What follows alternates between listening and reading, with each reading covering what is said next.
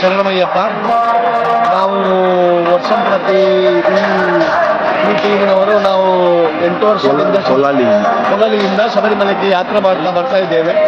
ಹಾಗೆ ಇವತ್ತು ದೇವರ ದರ್ಶನ ಆಯಿತು. ಬೆಳಿಗ್ಗೆ ದೇವರ ದರ್ಶನ ಆಗಿ ದೇವರ ಅಭಿಷೇಕ ಆಯಿತು. ಅಭಿಷೇಕ ಆಗಿ ಪ್ರಸಾದ ತೆಕೊಂಡು ನಾವೀಗ ಹೊರಡಬೇಕು ಅಂತ ಆಗುವಾಗ ನಮ್ದು ಇವತ್ತು ರಕ್ಷಾಬಂಧನ ಕಾರ್ಯಕ್ರಮ ಇದೆ. ನಮ್ಮ ಊರಲ್ಲಿ ನಾವಿಲ್ಲ, ನಮ್ಮವರೆಲ್ಲ ನಮ್ಮ ಅಣ್ಣ ತಮ್ಮಂದಿರೆಲ್ಲ ಇಲ್ಲಿದ್ದಾರೆ.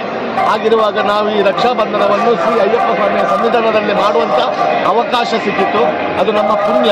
ಹಾಗಿರುವಾಗ ನಾವೆಲ್ಲ ರಕ್ಷಾಬಂಧನದಲ್ಲೆಲ್ಲ ಪಾಲ್ಗೊಂಡಿದ್ದೇವೆ. ನಮಗೆ ಸಂತೋಷ ಆಗ್ತದೆ. ಈ ಸನ್ನಿಧಾನದಲ್ಲಿ ಅಣ್ಣ ತಮ್ಮಂದಿರ ಬಾಂಧವ್ಯವಾಗಿ ಉಳಿತದೆ ಅಂತ ನಾನು ದೇವರಲ್ಲಿ ಪ್ರಾರ್ಥಿಸುತ್ತೇನೆ. ಬೋಲೋ ಭಾರತ್ ಮಾತಾ ಕೀ ಜೈ.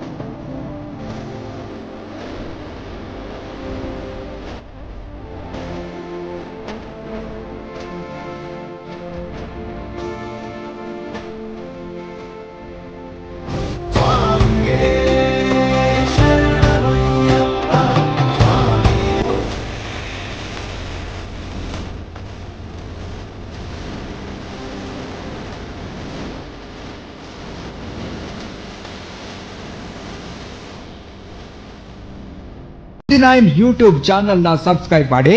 ಸುದ್ದಿ9 ಎಲ್ಲ ಯೂಟ್ಯೂಬ್ ಅಪ್ಡೇಟ್ಗೆ ಬೆಲ್ ಐಕಾನ್ ಕ್ಲಿಕ್ ಮಾಡಿ. ಸುದ್ದಿ9.